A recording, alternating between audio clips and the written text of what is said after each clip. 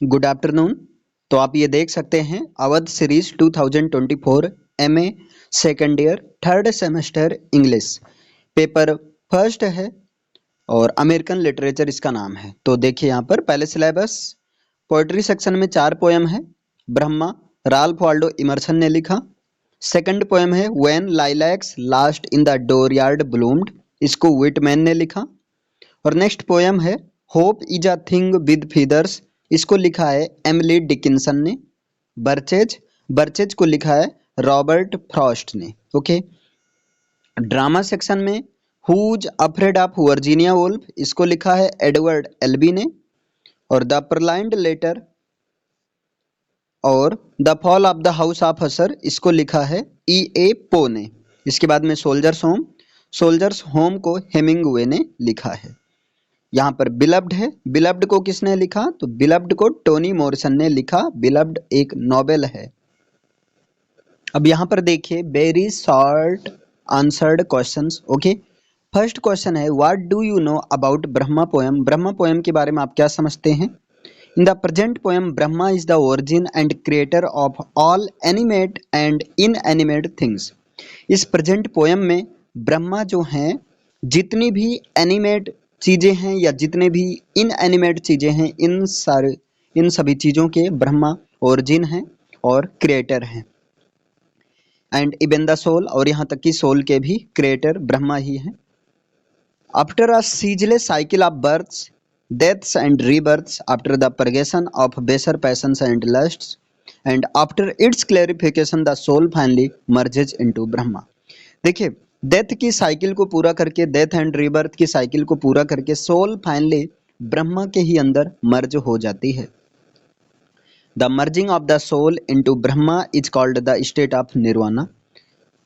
ब्रह्मा के अंदर सोल का मर्ज होना निर्वाण की स्टेट कहलाता है, which is the highest rate of spiritual development. और ये स्टेट ऑफ निर्वाणा ये स्पिरिचुअल डेवलपमेंट का एक हाईएस्ट रेट होता है।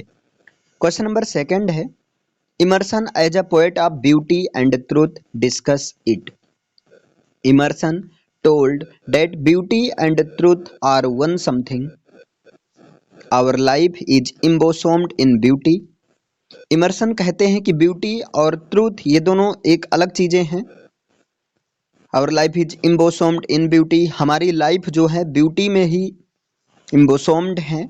By the beauty he means the over soul within which every man's particular being is contained. He explains the position of man, rough the triangular relationship of man and nature and of man and God and the God of the soul. यहाँ पर Emerson जो हैं एक triangular relationship के through man के position को explain करते हैं।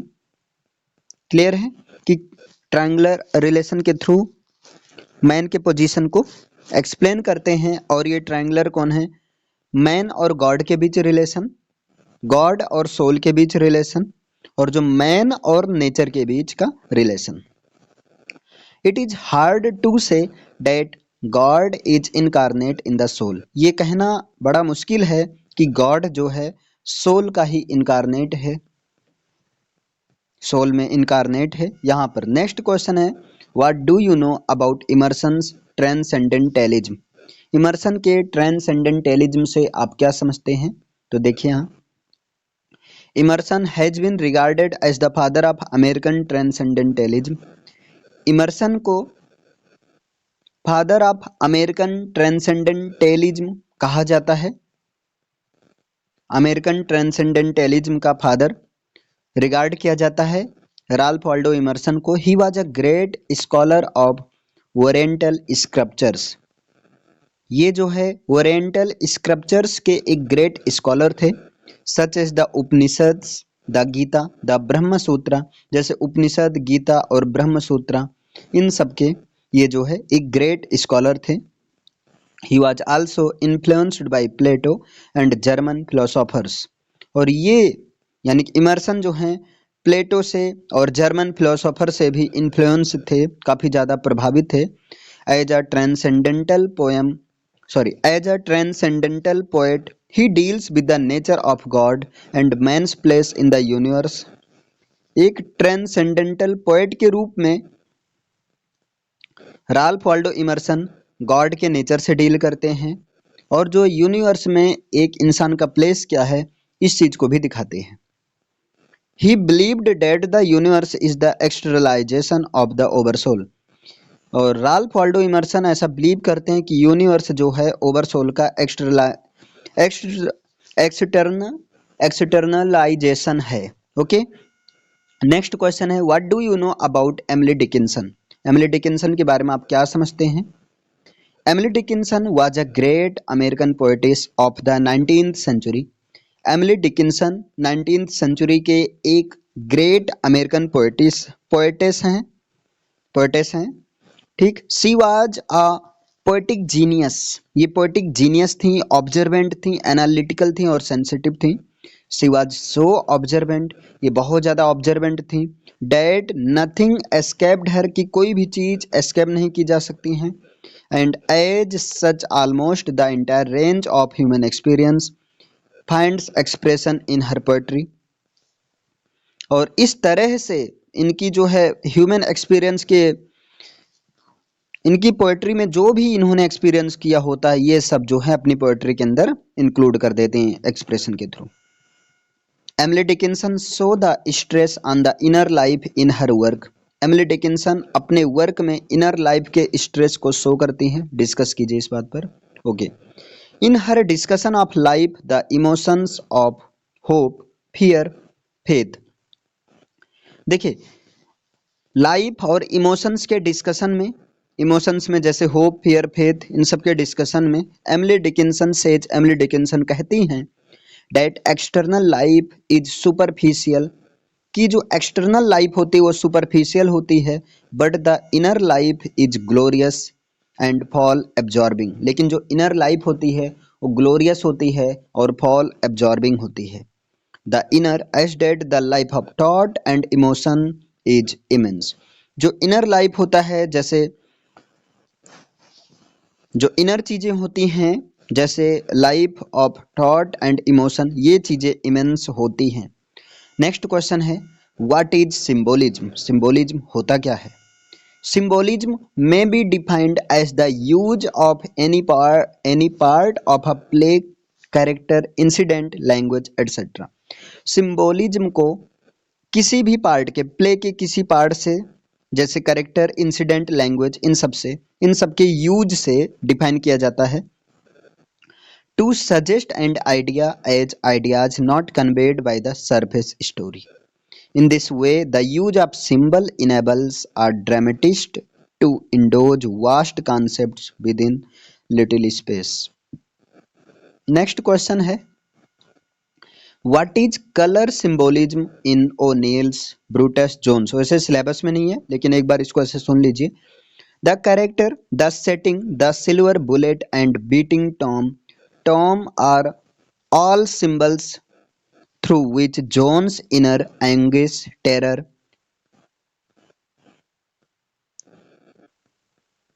disintegration have been externalized. Sorry for this. There is color symbolism. Two color are dominant in the audience hall of Emperor, white and the dazzling scarlet. The whiteness of tomb also symbolizes. Okay. Next देखिए यहाँ question number 8. Write a short note on the autobiographical note of Walt Whitman. Whitman's aim in writing his book was to articulate and faithfully express in literary or poetic form and uncompromisingly my own emotional, moral, intellectual and aesthetic personality. जो अपनी book को writing करते हुए विटमैन्स का जो M है वो क्या होता था कि लिटरेरी फॉर्म को या पोएटिक फॉर्म को एक जो है फेथफुली रूप से एक्सप्रेस करना, उसको आर्टिकुलेट करना. क्लियर है. जिसमें उनके खुद के फिजिकल, इमोशनल, मोरल, इंटेलेक्चुअल और एस्थेटिक पर्सनालिटी इंप्रूव होती थी. Next question, Whitman as a metrical artist discuss. Whitman's poem have the general coherency of the usual free verse without rhyme or meter. विटमैन्स की poem में जो है एक general coherency होती है, फ्री वर्स की एक जनरल टेंडेंसी पाई जाती है। Free verse means without rhyme और मीटर। फ्री वर्स होता है जिसमें ना तो कोई मीटर हो ना ही कोई राइम स्कीम हो। They display a close syntax which does not admit of such narrations as arise from a carrying over the thought from one stanza to another. Question number 10 है, what do you know about Whitman's unity themes? Union, human, dignity and progress are the themes of Whitman's poetry. देखिए, union, human dignity और progress जो है ये विटमैन्स की poetry का theme होता है। यानी कि विटमैन्स की पोएट्री का थीम एक तो यूनियन, ह्यूमन डिग्निटी और प्रोग्रेस को दिखाता है। The sentiment of unity with respect to the nation, human world order is in Whitman a direct lyric expansion of the vital sympathy he felt for the democratic masses. Question number 11 क्या है? What is the source of Emerson's poem Brahma? Emerson के poem Brahma का source क्या है? So Emerson was a great scholar of Hindu scriptures. Emerson जो हैं Hindu scriptures के एक ग्रेट स्कॉलर थे। While writing the present poem, जबकि इस प्रेजेंट पोएम यानी कि ब्रह्मा को लिखते समय he copiously drew his idea from them, इन्होंने जो है हिंदू स्क्रिप्चर्स से ही आइडियाज को ड्रू किया। Brahma embodies the very essence of such Hindu scriptures as the Katha Upanishad, the Vishnu पुराना, द गीता, ब्रह्म सूत्र एटसेट्रा। और ब्रह्मा ने हिंदू स्क्रिप्चर्स से कई सारे इसेंस को लिया है, जैसे कथा उपनिषद को, विष्णु पुराण को, गीता और ब्रह्म सूत्र को। नेक्स्ट क्वेश्चन है question number 12, write a short note on Brahma's diction, rhythm and metre. Brahma के डिक्शन, रिदम और मीटर पर एक शॉर्ट नोट लिखिए। Emerson has used a very simple, straightforward and lucid language, even a novel reader can understand it. Emerson ने एक बहुत ही simple, straightforward और ल्यूसिड लैंग्वेज का यूज किया है जिसको एक नॉवेल रीडर भी अंडरस्टैंड कर सकता है। In this poem he uses metonym, alliteration, apostrophe and assonance figure of speech. इस पोएम में, ब्रह्मा पोएम में, इमर्सन ने मेटोनिम, एलिट्रेशन, अपास्ट्रॉफी और एसोनेंस जैसे फिगर ऑफ स्पीच का यूज किया है। Okay next, Brahma is written in the traditional 4-line stanza from metre of the 4-line stanza form. Brahma ने ट्रेडिशनली जो है 4-line स्टेंजा में ही ब्रह्मा वर्क को 4-line स्टेंजा के फॉर्म में लिखा गया है। और ब्रह्मा पोयम में 4 स्टेंजा हैं, एक स्टेंजा 4 लाइन की है और इसको क्वार्टरेंस भी कह सकते हैं। Meter of the poem is iambic tetrameter, और ब्रह्मा पोएम में जो मीटर यूज हुआ है वो आयम्बिक टेरामीटर का यूज किया गया है। सोनेट में आयम्बिक पेंटामीटर का यूज होता है, लेकिन इसमें आयम्बिक टेरामीटर का यूज किया गया है। Which consists of 4 feet of 8 syllables each. अब ये देखिए, ये जो है आयम्बिक टेरामीटर वो होता है जो कि 8 syllable का 4 feet कंसिस्ट करता है। मीन्स ऐसे समझिए, 8 syllable होता है और 2 syllable मिलकर 1 feet होता है, यानी कि 4 feet को कंटेन करके रखता है। नेक्स्ट क्वेश्चन नंबर 13 है और देखिए, write a short note on Emily Dickinson's miracle of living life. Emily Dickinson achieved a very significant miracle of living. Emily Dickinson ने जो है एक बहुत ही इम्पॉर्टेंट मिरेकल ऑफ लिविंग को अचीव किया है। In actual life she secluded, actual life में इन्होंने सेड्यूड किया her self from the world around her, अपने आप को, है ना, एक वर्ल्ड से जो है दूर रखा। And she confined herself to her room as if she were in the tomb her miracle was। और इन्होंने अपने आप को एक रूम में कन्फाइंड रखा, इस तरह से जैसे वो एक टॉम्ब में रह रही हूँ, ये मिरेकल था। और उसको इन्होंने एक कोटेशन के फॉर्म में कहा है एमिली डिकिंसन ने। The die without the dying, the live without the live. Okay, next question है यहाँ पर, write a short note on Emerson's geniusness. Emerson के जीनियसनेस पर एक शॉर्ट नोट लिखिए।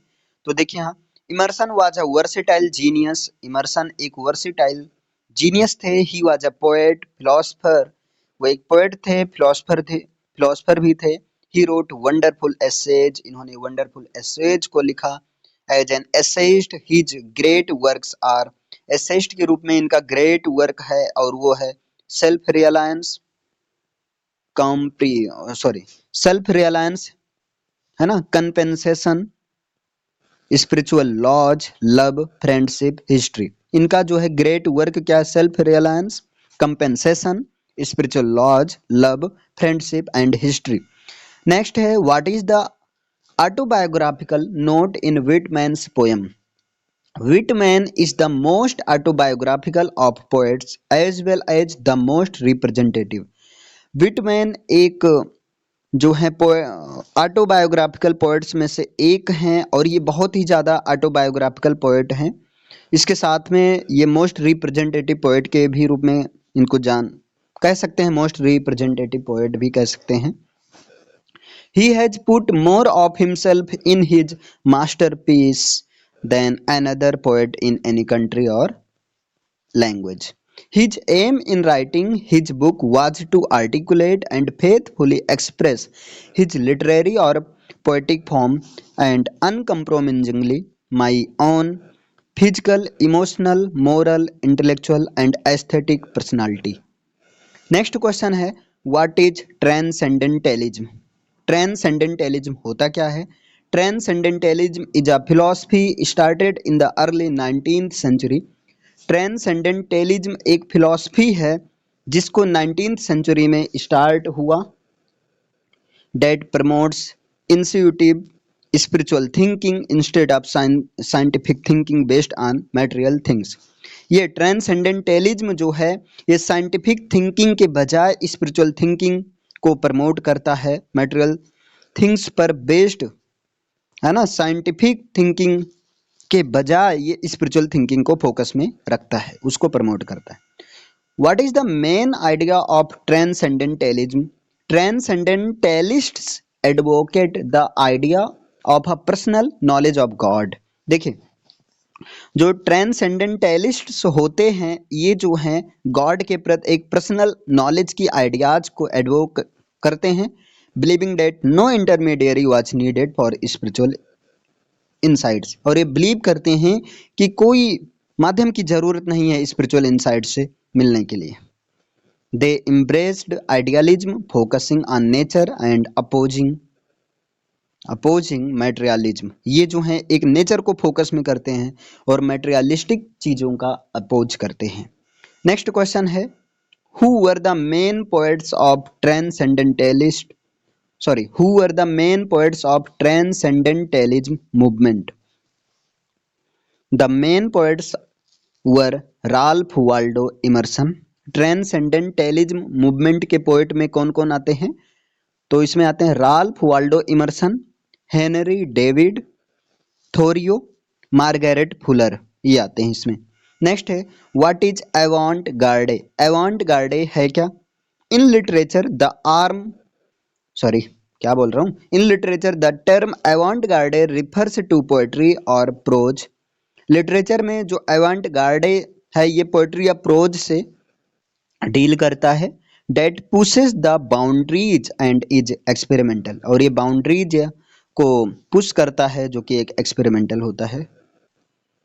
avant-garde literature rejects the standard practices of other writers. ये दूसरे writer के स्टैंडर्ड प्रैक्टिसेस को रिजेक्ट करता है and instead looks for what's new and exciting innovation. ये चीज़ बिना देखे हुए कि क्या चीज़ न्यू है और इनोवेशन क्या एक्साइटिंग इनोवेशन है, is at the heart of avant-garde work. और ये जो है avant-garde वर्क की हार्ट पर होता है। नेक्स्ट क्वेश्चन है, discuss colonial poetry of American literature. The writing of colonial poetry started in 1550s to 1860s। देखिए, ये जो कॉलोनियल पोएट्री लिखना शुरू हुआ ये 1550 से 1800 के बीच में शुरू हुआ।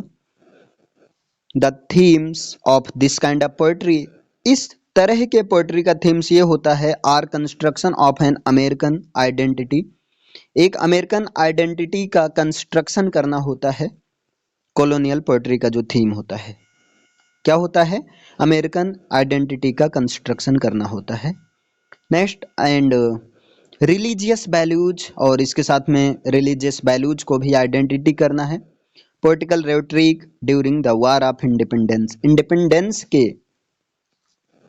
वार ऑफ इंडिपेंडेंस के दौरान जो है पॉलिटिकल रेटरिक का भी केयर करना होता है। The main poets of colonial poetry are Anne Bradstreet, Phillis Wheatley and Henry Wordsworth Longfellow. देखिए ये कॉलोनियल पोएट्री के जो मेन पोएट्स हैं वो कौन कौन हैं, एली ब्रैड स्ट्रीट हैं, फिलिस वेटले हैं, हेनरी वर्ड्सवर्थ लॉन्गफेलो हैं।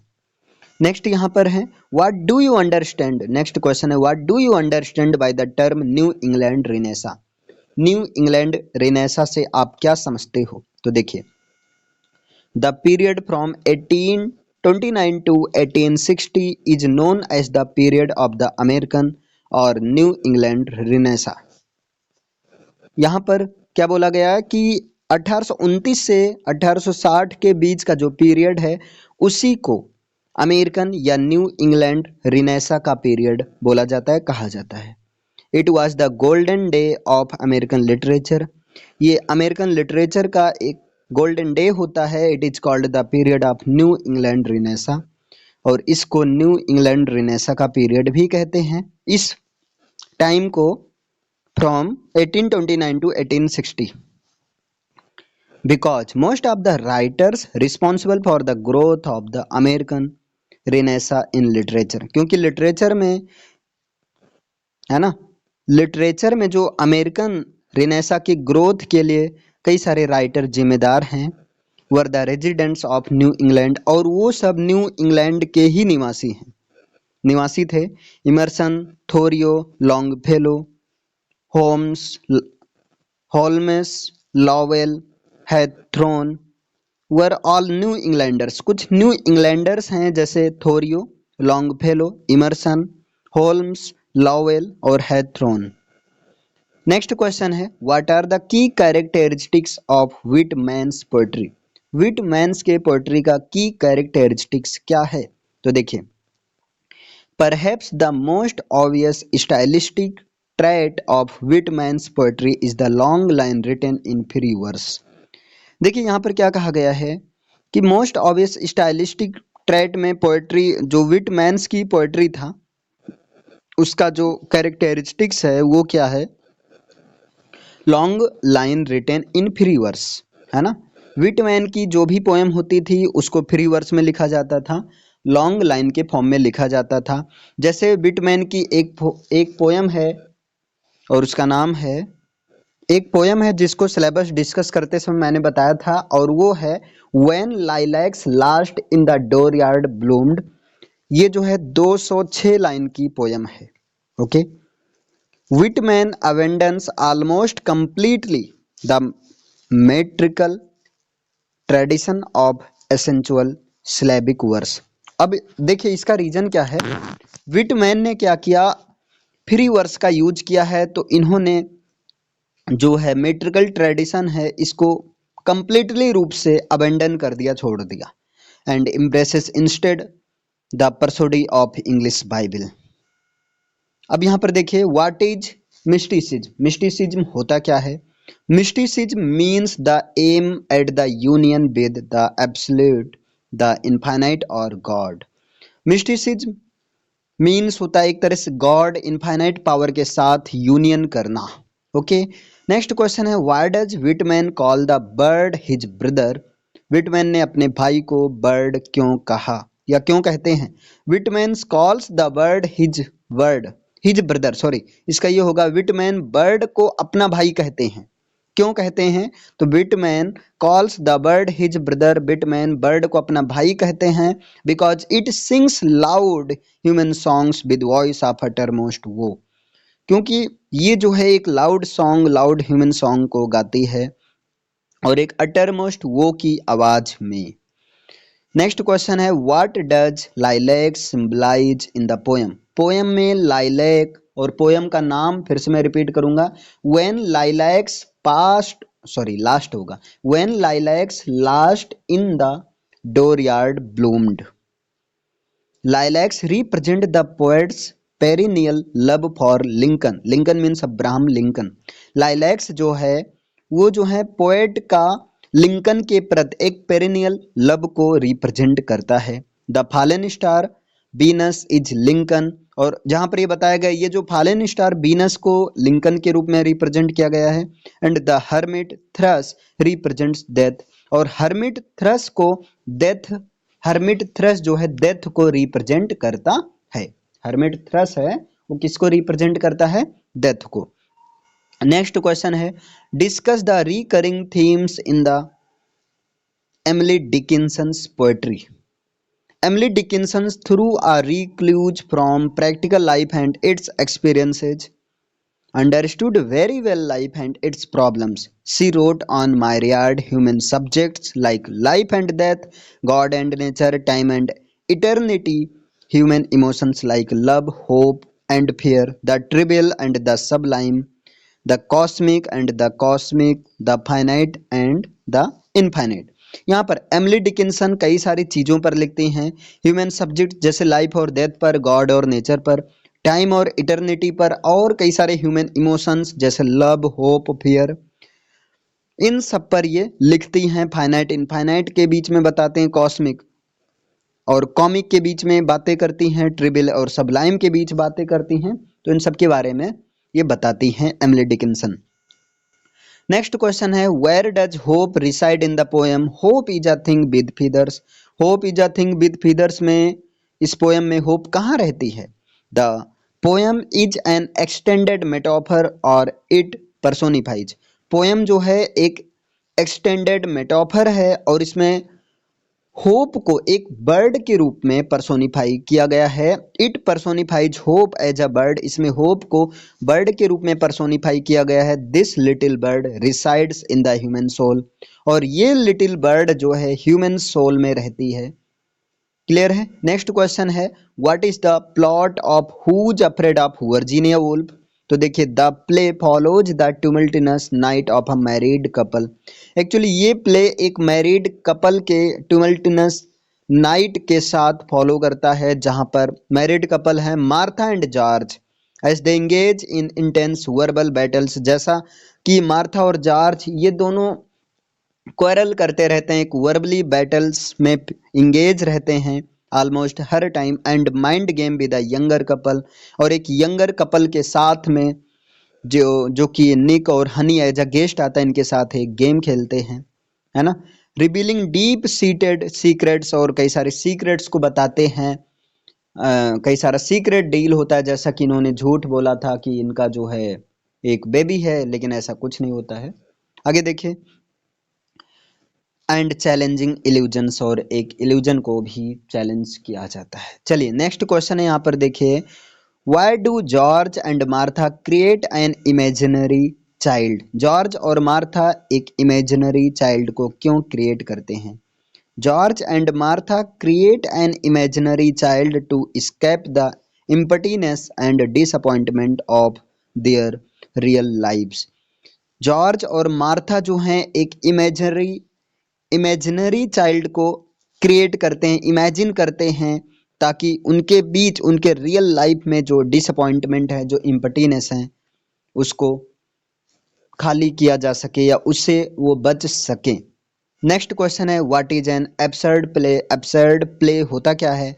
N absurd play is a play which depicts the meaninglessness of this word.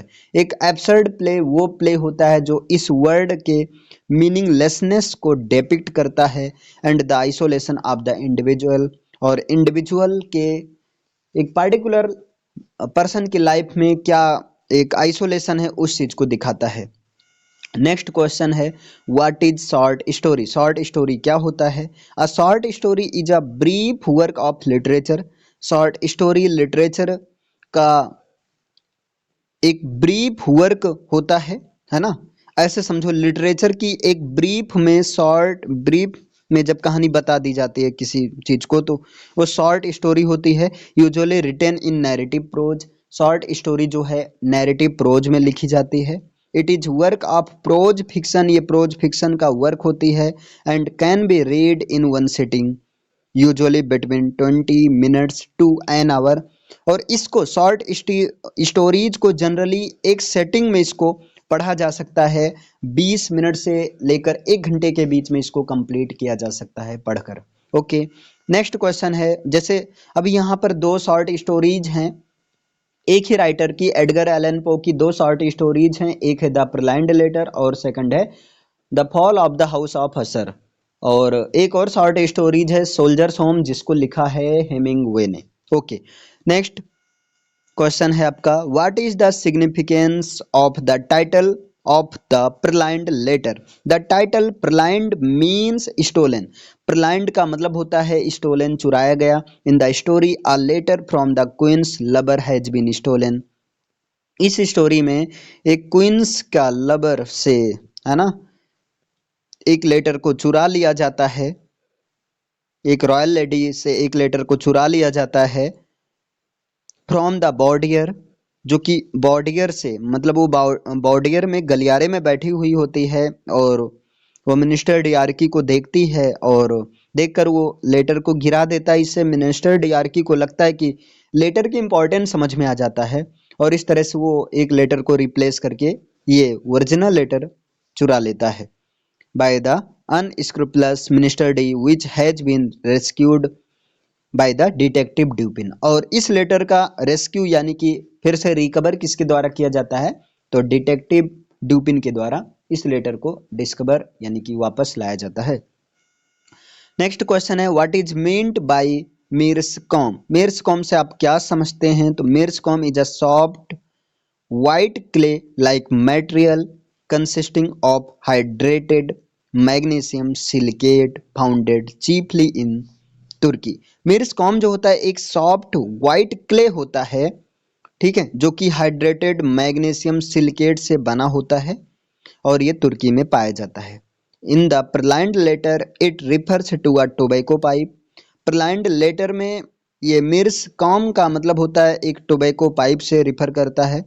With a bowl made from meerschaum, और जो है ये मेर्सकॉम से ये जो एक बाउल से एक टोबैको टाइप का पाइप होता है, टोबैको पाइप होता है।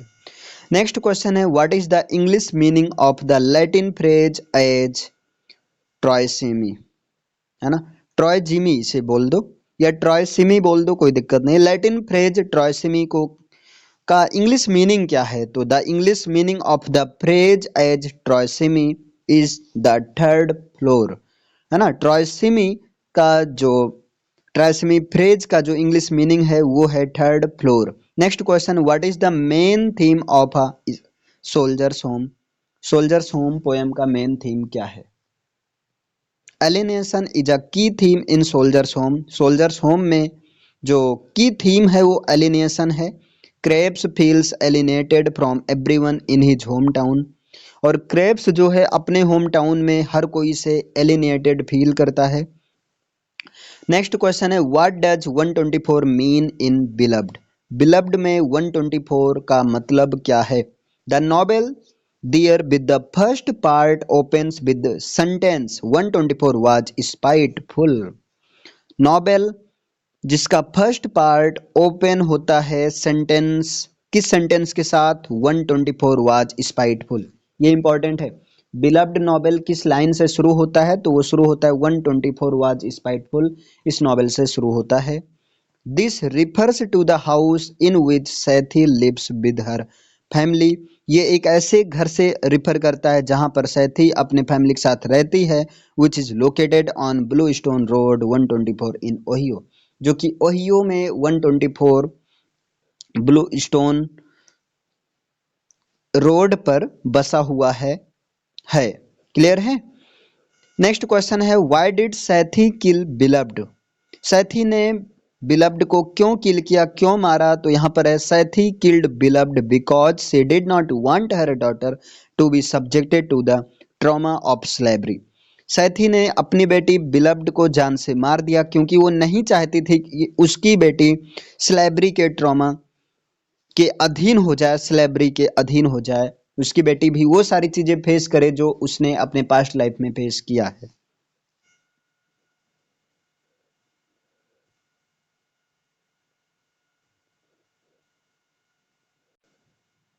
Good afternoon. यहाँ पर क्वेश्चन है आपका शॉर्ट क्वेश्चन और लॉन्ग क्वेश्चन, ये मिक्स हैं और ये है first paper MA English third semester का। तो देखिए, they do not know the subtle ways I keep, यहाँ कीप होना चाहिए, I keep and pass and tunes means turn again. Okay, these lines have been taken from the first stanza of Emerson's transcendental poem Brahma. ये line Emerson के transcendental poem Brahma से के first stanza से ली गई है। Here the poet highlights the immortality of soul, यहाँ पर पोएट सोल के इमोर्टैलिटी को हाईलाइट करते हैं। It is only a small part the over soul और ब्रह्मा, ये जो है ब्रह्मा, ठीक है, का एक स्मॉल पार्ट है, यानी कि इसमें एक तरह से ब्रह्मा को स्पीकर रखा गया है, एज अ स्पीकर।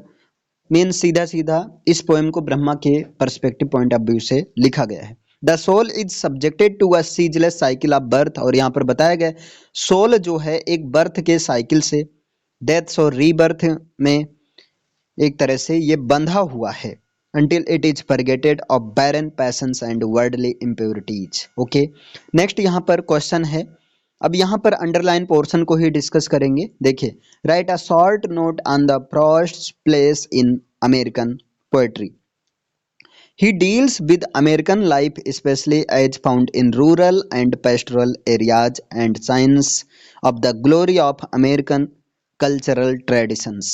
यहाँ ये जो रॉबर्ट फ्रॉस्ट होते हैं ये अमेरिकन लाइफ से डील करते हैं, स्पेशली जो है रूरल और पेस्टोरल एरियाज के लोगों से, and science of the glory of American cultural traditions, और ये अमेरिकन कल्चरल ट्रेडिशंस के ग्लोरी को साइन करते हैं, उसको दिखाते हैं, है ना। इसके बाद में नेक्स्ट क्वेश्चन है, write a short note on Robert Frost as a poet. Robert Frost as a poet के रूप में एक शॉर्ट नोट लिखिए। तो देखिए, Robert Frost is a prominent and major American poet. Robert Frost एक प्रोमिनेंट, इंपॉर्टेंट और मेजर अमेरिकन पोएट हैं, and can be regarded as the greatest of modern poets of America, और इनको अमेरिका के modern poet में से एक greatest poet के रूप में रिगार्ड किया जा सकता है। He deals with the life, people, customs, beliefs and activities of the rural parts of the region of America known as New England. देखिए, ये अमेरिका के जो है अमेरिका के उस रीजन से बिलोंग करते हैं, उस रीजन से डील करते हैं, रूरल पार्ट के डिफरेंट एक्टिविटीज को, बिलीफ को, कस्टम्स को, पीपल्स को, लाइफ से डील करते हैं, जिसको न्यू इंग्लैंड कहते हैं। क्लियर है। He is a regional poet who portrays the rustic life. ये रीजनल पोएट हैं जो रस्टिक लाइफ को दिखाते हैं, न्यू इंग्लैंड लोगों के रस्टिक लाइफ को दिखाते हैं। टू विच ही बिलोंग्ड, जिसे ये खुद बिलोंग करते थे, and where he passed a major portion of his life, और जहां पर ये लाइफ के मेजर पोर्शन को बिताए हैं। His on personal experience of the rustic life which he depicts has lent a realism to his poetry and authenticity to his treatment of that life in it। वैसे मैं यहाँ पर केवल underline portion को ही cover किया जाएगा। यहाँ पर देखिए, नेक्स्ट है, what is the dramatic quality in Frost's poem. Frost's poem की ड्रामेटिक क्वालिटी क्या है। Frost wrote lyrics and dramatics dialogues. Frost ने लिरिक और ड्रामेटिक डायलॉग्स लिखे। His poems are frequently marked by a dramatic quality. इनकी poem जो हैं frequently रूप से ड्रामेटिक क्वालिटी से डील करती हैं। They often proceed through dialogues, और इनकी जो भी पोएम है वो डायलॉग्स के थ्रू प्रोसीड करती हैं। और यहाँ पर कैरेक्टर्स, डिफरेंट कैरेक्टर्स के बीच में डायलॉग्स के थ्रू प्रोसीड होती हैं, as we find in Home Burial, जैसा कि होम बरियल में मिलता है। Okay, come on next question. Next question है Robert Frost as a poet of nature. Robert Frost एक पोएट ऑफ नेचर के रूप में डिस्कस करना है। तो देखिए, Frost has frequently treated nature in his poetry. Frost ने अपने पोएट्री में नेचर को फ्रीक्वेंट रूप से ट्रीट किया है। Okay, Frost is a pastoral poet. Frost एक पेस्टरल पोएट के रूप में है, पेस्टरल पोएट हैं। Seems to depict nature in so far as it serves as the backdrop of the rustic life he seeks to portray. Clear? The rustic folk, their activities, etc., are always in the foreground, and nature and its scenes remain in the background in Frost's descriptions. देखिए, Frost के description में जो nature और उनके scene से हमेशा इनके background में रहते थे, और जबकि जो रस्टिक फॉक या एक्टिविटीज ये सब फोरग्राउंड में होती थी। नेक्स्ट क्वेश्चन है यहाँ पर, अच्छा एक पॉइंट और है, Frost is not prominently a poet of nature. मतलब फ्रॉस्ट जो है एक प्रीडोमिनेंटली रूप से जो है पोएट ऑफ नेचर तो नहीं है, लेकिन बहुत ही इंपॉर्टेंट रूप से इन्होंने नेचर की चीज़ों को इंक्लूड किया है अपनी पोएट्री में। नेक्स्ट क्वेश्चन है, what is the moral lesson in Frost poem. Frost poem का मोरल लेसन क्या है। Frost describes the most common scenes and occurrences of nature in the simplest possible manner. Frost ने बिल्कुल ही simplest possible manner रूप से nature के occurrence को, nature के कॉमन सीन को दिखाया है। ठीक है, डिस्क्राइब करते हैं। For example he describes the lovely woods, जैसे वो लवली वुड्स को डिस्क्राइब करते हैं अपनी वर्क जिसका नाम है in stopping by woods on a snowy evening. क्या है? In stopping by woods on a snowy evening. Next question है, why does Emily Dickinson compare hope to a bird in the poem hope is a thing with feathers. Hope is a thing with feathers, इस poem में Emily Dickinson ji ने hope को bird से compare क्यों किया है या क्यों करती हैं वो। Poets use symbolism and figurative language to convey their feelings. देखिए, पोएट लोग जो सिंबोलिज्म और फिगरेटिव लैंग्वेज का अगर यूज करते हैं तो इसलिए करते हैं ताकि वो अपने फीलिंग्स को कन्वे कर सकें। On her Emily Dickinson uses a bird to symbolize hope. यहाँ पर एमिली डिकिंसन ने एक बर्ड का यूज किया है होप को सिंबलाइज करने के लिए। होप इज अ फीलिंग, जबकि होप एक फीलिंग होती है, लेकिन यहाँ पर होप को बर्ड के साथ पर्सोनिफाई किया गया है। Hope is a feeling, hope एक फीलिंग होती है, something that can't be touch, इसको कभी टच नहीं किया जा सकता है। So she has to use something tangible to apply to a wider audience. Everyone knows that a bird is and what is to does. Birds sing and fly, they perch, nest and move constantly. By comparing hope to a bird, Dickinson is showing how feeling hope can be sometimes be here a bird but no see it. Sometimes hope like the bird is sitting silently in front of us. Hope, like the bird, is always with us and it helps us even at the time of utmost suffering. कहते हैं hope जो है हमेशा मेरे साथ रहती है और ये खासकर सफरिंग के टाइम में जो है जरूर रहती है, हम लोग की सपोर्ट भी करती है, हेल्प भी करती है। नेक्स्ट क्वेश्चन है, what is the central message of hope is a thing with feathers. Hope is a thing with feathers का सेंट्रल मैसेज क्या है।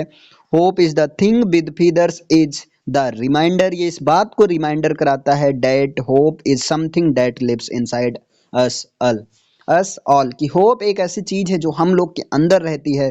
We are never alone in times of tribulation as hope is there singing the voice of encouragement.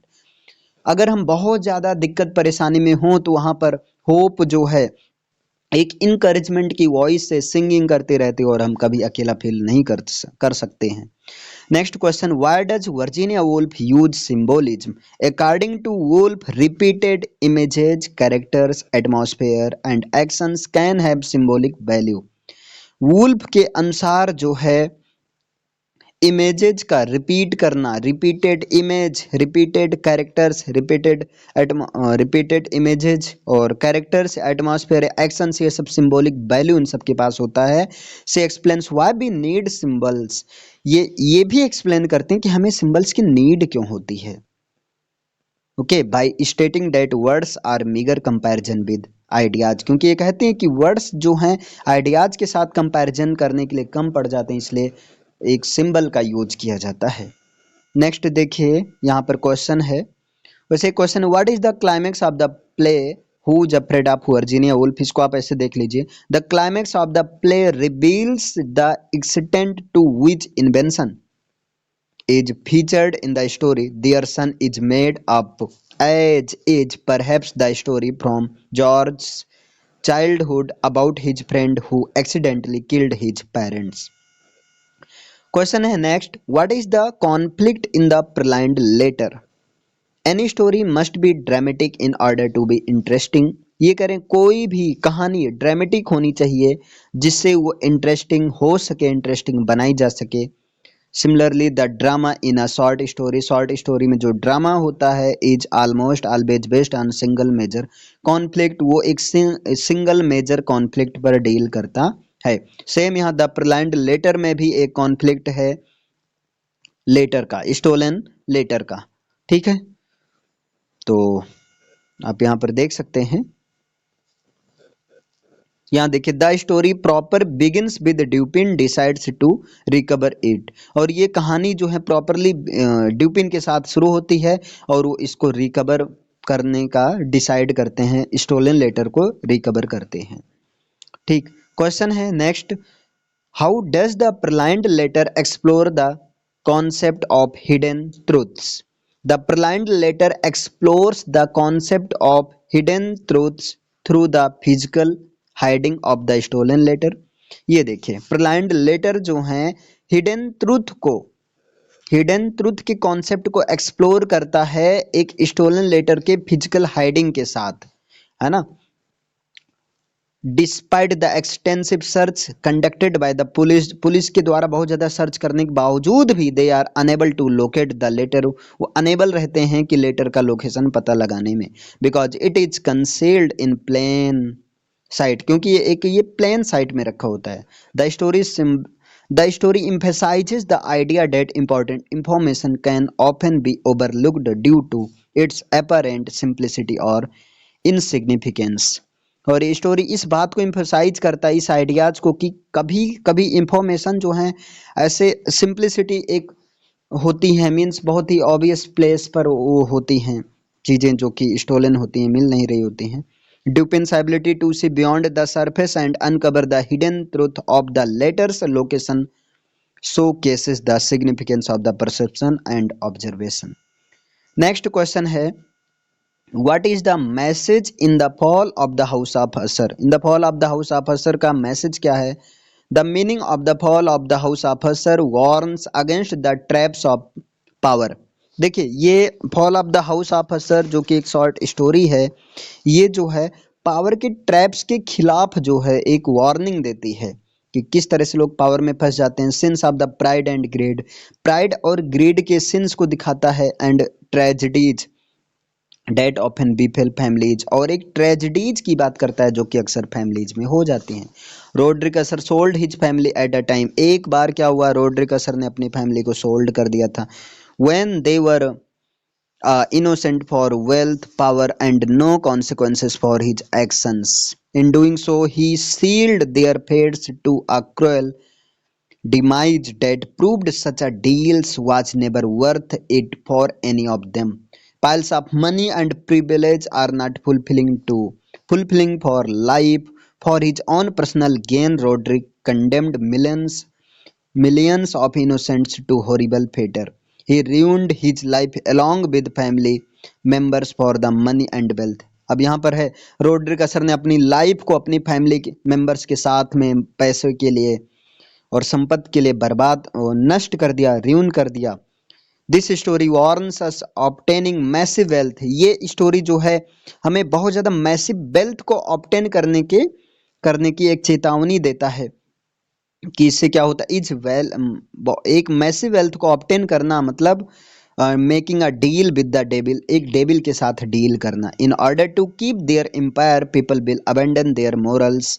और इस case में लोग अपने morals को छोड़ देते हैं, एथिक्स को छोड़ देते हैं और ह्यूमैनिटी को, इन सबको त्याग देते हैं। नेक्स्ट क्वेश्चन है what is the main theme of the house of Usher. The fall of the house of Usher is written by Edgar Allan Poe. The fall of the house of Usher को Edgar Allan Poe के द्वारा लिखा गया।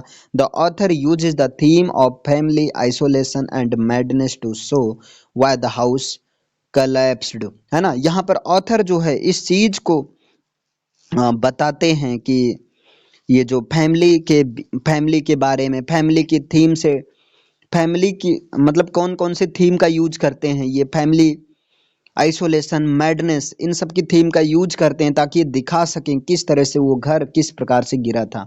This story which had a very complicated message.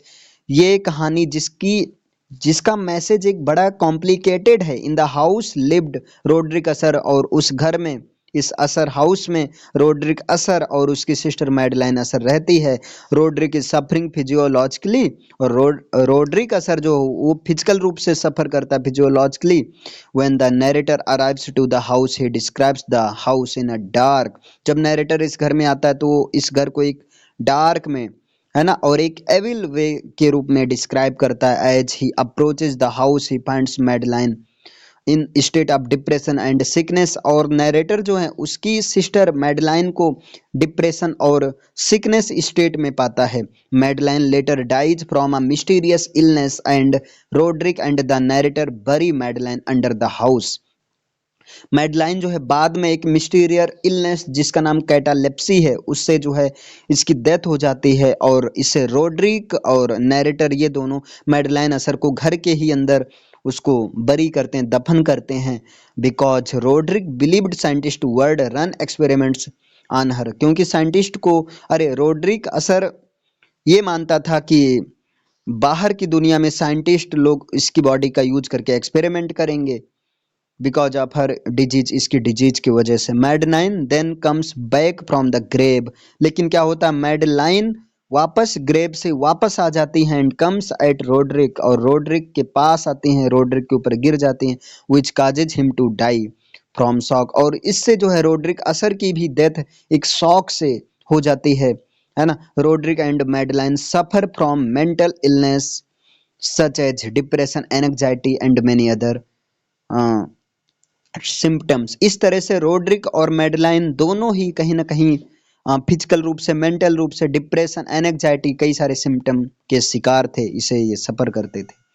Next question है what is the main theme of Hemingway's soldier's home. Hemingway's soldier's home का main theme क्या है। The soldier's home explores the psychological effect of the war. Soldier's home जो है वार के psychological effect को explore करता है। Hemingway who enlisted in the World War one. Hemingway जिनको वर्ल्ड वार फर्स्ट में इनलिस्ट किया गया था, वाज सेवेरली वाउंडेड, ये वाउंडेड भी हुए थे। Drawn on his experience to tell the story of Harold. और इसके माध्यम से वो हेरोल्ड के माध्यम से इस स्टोरी को बताते हैं। अ यंग मैन की हेरोल्ड क्रेप्स जो कि एक यंग मैन था who lakhs direction after the वार। जब वो वार के बाद में आया तो वो डायरेक्शन लेस हो गया था। Harold represents the members of the lost generations. और हेरोल्ड क्रेप्स जो है वो लॉस्ट जनरेशंस के मेंबर्स को रिप्रेजेंट करता है। He returns to his home town in Oklahoma. वो जो है ओक्लेहमा होम्स टाउन में वापस आता है to live with his parents and feels stuck, अपने पेरेंट्स के साथ रहने के लिए, लेकिन वहां पर ये फंस जाता है ना। Love, war, wilderness and loss, all of which are strongly evident in the body of the work. These are recurring themes of American literature which are clearly evident in Hemingway's work. अब ये जो है soldier's home जो है love, war, wilderness और loss की theme से deal करता है। नेक्स्ट क्वेश्चन है what is the main idea Beloved by Toni Morrison. तो इसका देखिए यहाँ पर the work examines the destructive legacy of slavery. ये वर्क जो है स्लेवरी के एक डिस्ट्रक्टिव लेगेसी को एग्जामिन करता है। As it chronicles the life of a black woman named Sethe. और इस बिलव्ड में एक सैथी जो कि ब्लैक वुमेन है, स्लेब थी पहले, उसकी लाइफ को दिखाया गया है from her pre civil war days as a slave in Kentucky to her time in Cincinnati Ohio in. अब यहाँ पर देखिए Ohio in 1873 although Sethe lives. यहाँ पर सैथी जो है 1873 में ओहियो में रहती है, यहाँ से कहानी शुरू होती है। एक फ्री वुमेन, एक फ्रीडम, अब ये स्लेब नहीं है, पास्ट के दिन में स्लेब थी, एक फ्री वुमेन के रूप में रहती। She is held prisoner by the memories of the trauma of her life as a slave. अब यहाँ पर ये नॉवेल जो बिलव्ड नॉवेल है, the novel is based on the true story of a black slave women Margaret Garner. ये novel black slave women की एक सच्ची कहानी, उस ब्लैक स्लेब वुमेन का नाम है मार्गरेट मार्गरेट गार्नर की सच्ची कहानी पर बेस्ड है। Who in 1856 escaped from a Kentucky plantation. और ये 1856 ईस्वी में केंटुकी प्लांटेशन से भाग जाती, स्कैप हो जाती है अपने हस्बैंड रॉबर्ट और अपने बच्चों के साथ।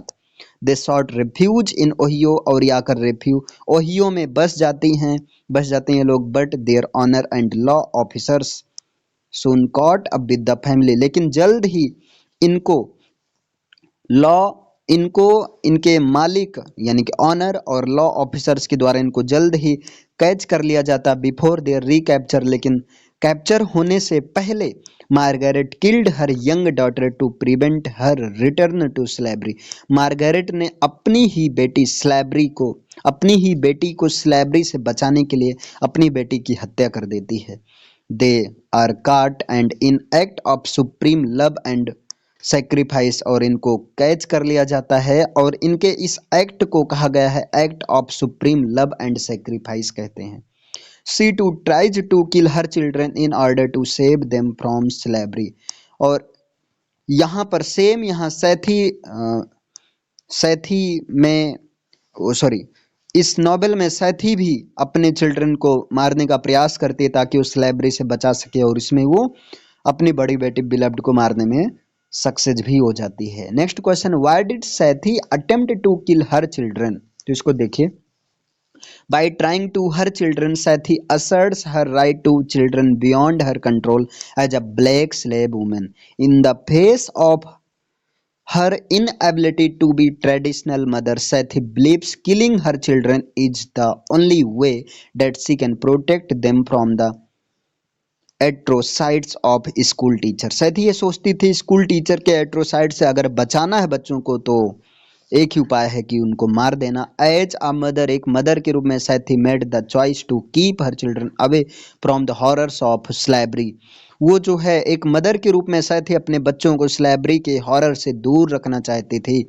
By doing so she makes the choice for her children. Nonetheless, Sethi was unable to escape and ignore her consequences. The honors the honors sought that she was killed her own she was killed her one daughter. It is better to leave them free. So in this way she saves her family from the slavery. इस तरह से वो जो है अपनी family को slavery से बचा पाई। ठीक है, अपनी एक बेटी को इसने खुद मार दिया था और इससे ऑनर्स को लगा कि ये पागल हो गई है और इसको ले चलना बेकार है।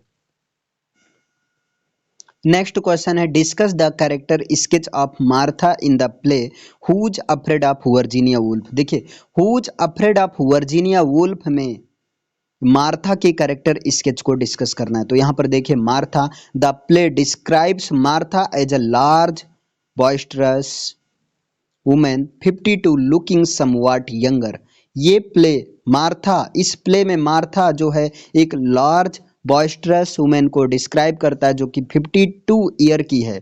मार्था 52 ईयर की है, लुकिंग समवॉट यंगर, और ये जो है यंगर लगती है। She is perceived as a loud vicious tongued domi domineering woman who is angry, frustrated, and unfulfilled. George calls her destructive and satanic and treats her as a demonic and perverse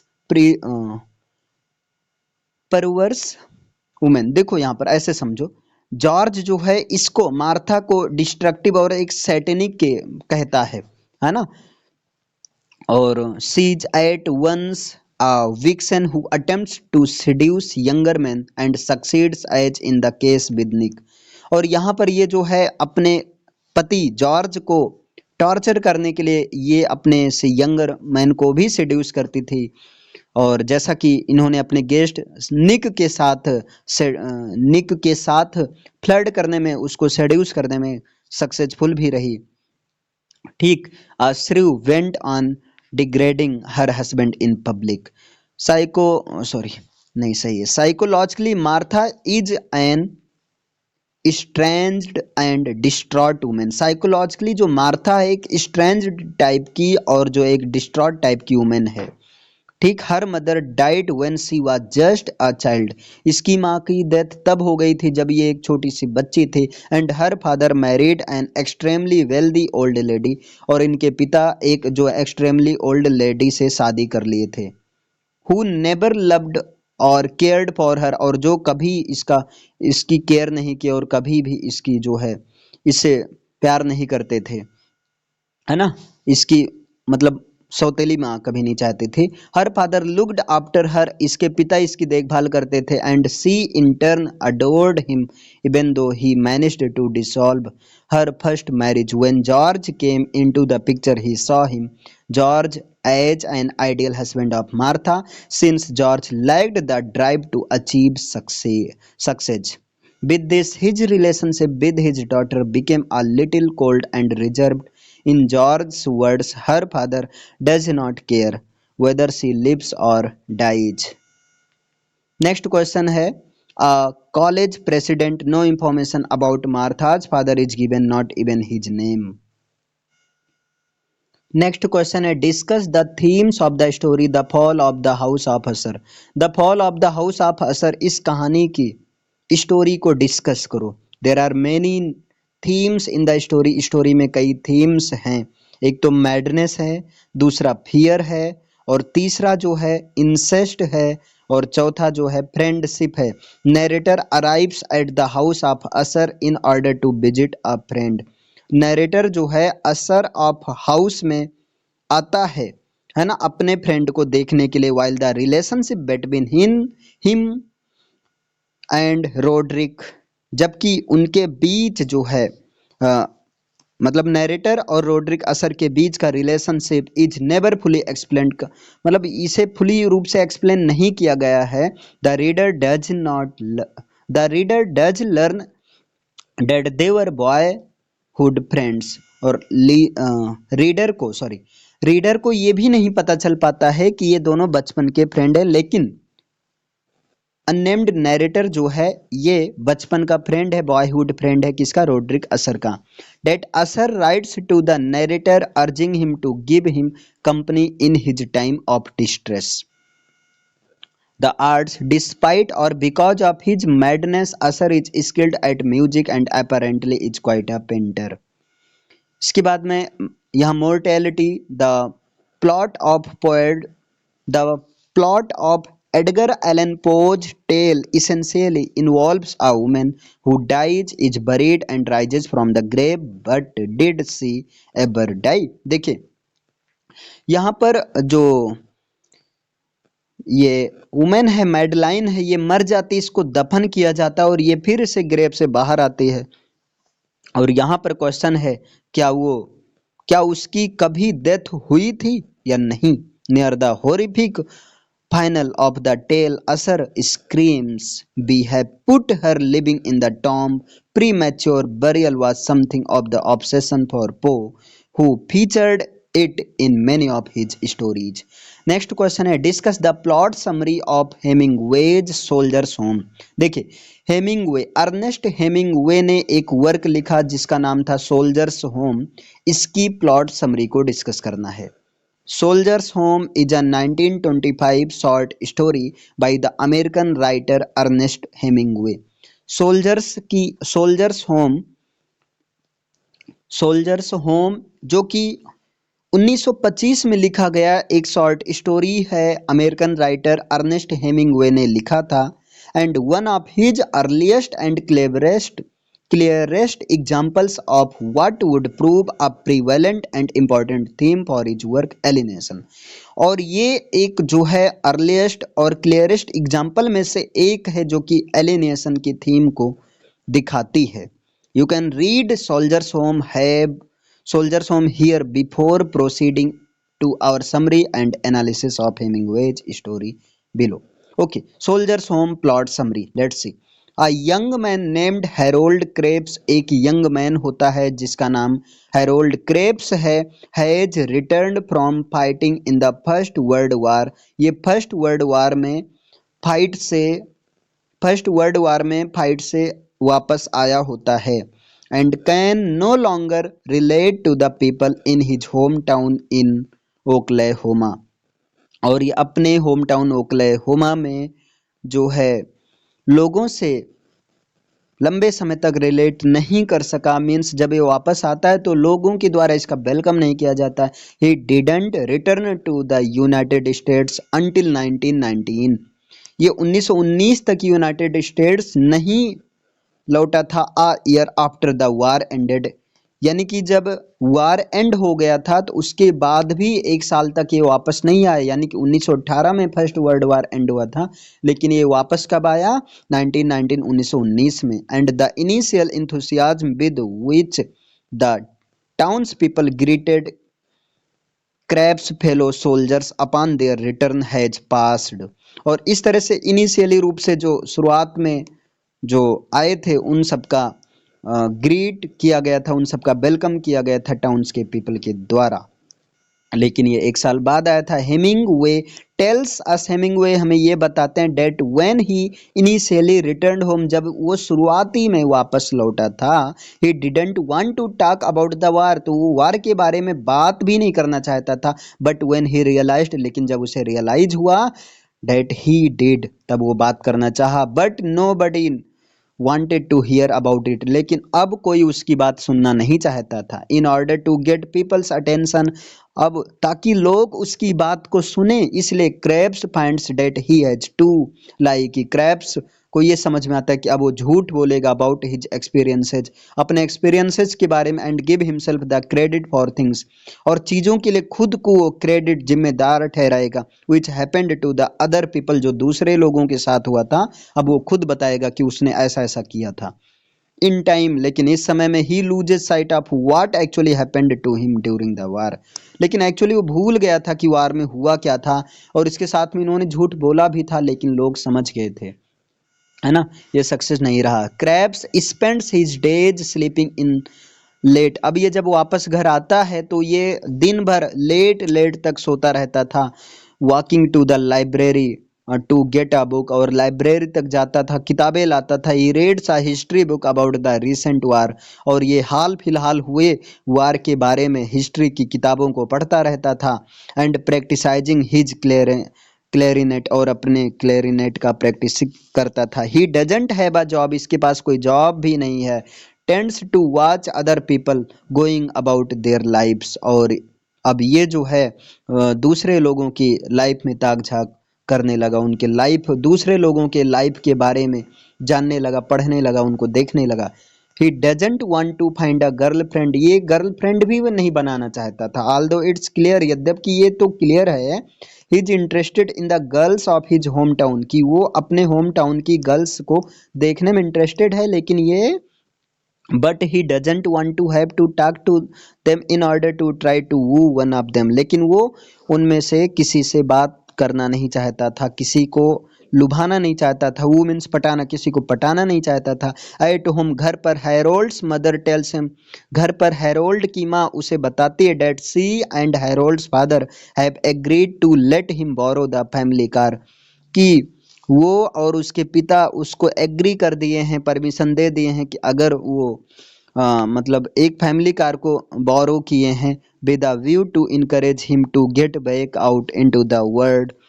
चूंकि वो world से आया है ना, तो मतलब ये car के बारे में इनकी माँ कहती हैं कि अगर वो कहीं घूमना चाहे तो कार भी ले जा सकता है। और आगे ये बताते हैं फाइंड अ जॉब, अब उसे जॉब खोजना चाहिए, make success of his life, और अपनी लाइफ को सक्सेस बनाना चाहिए।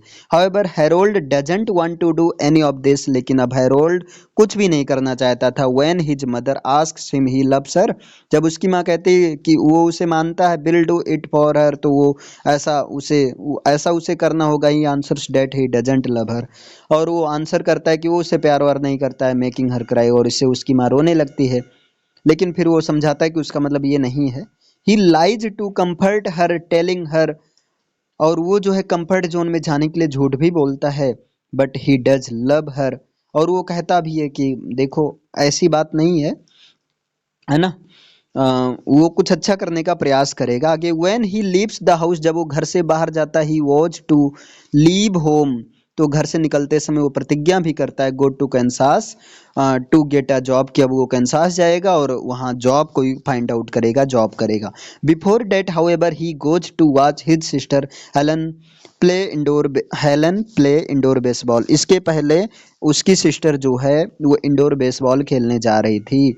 दिस, और वो भी कहते आने के लिए, लेकिन उसकी माँ उसे मना कर देती है। This 1925 story is perhaps Hemingway's best story about the lasting impact the first world war.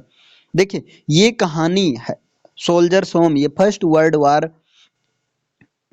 की एक जो है बेस्ट कहानी है ना।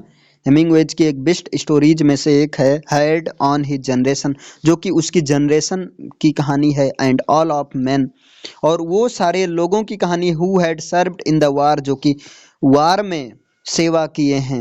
Yet tone is not as one might expect and as one finds in many other stories and novels about the first world War, one of anger at the loss of life, but rather a more conflicted attitude combining alienation, self-loathing, and discussion. This is partly because he doesn't want to have to lie again, and he has grown used to lying about his wartime experiences. In one particularly surprising moment, especially when we consider the story was written just 7 years after the end of the first world war. देखिए ये surprising वाली बात है कि first world war के and होने के बाद ये 7 साल बाद इस कहानी को लिखा गया हेमिंगवे के द्वारा। We learn that Krebs preferred the women of Germany, और यहाँ पर ये भी पता चलता है कि क्रेब्स जो है जर्मनी के वीमेन को पसंद करता था, America's enemies to those of France their allies, और ये जर्मनी जो कि अमेरिका का एनिमी था। ठीक, critics often to draw attention to what's known as Hemingway's iceberg theory, whereby the feelings and motivations of the characters in his work are largely beneath the surface, much as only the tip of the iceberg is visible above the surface of the water. This story is good example of that.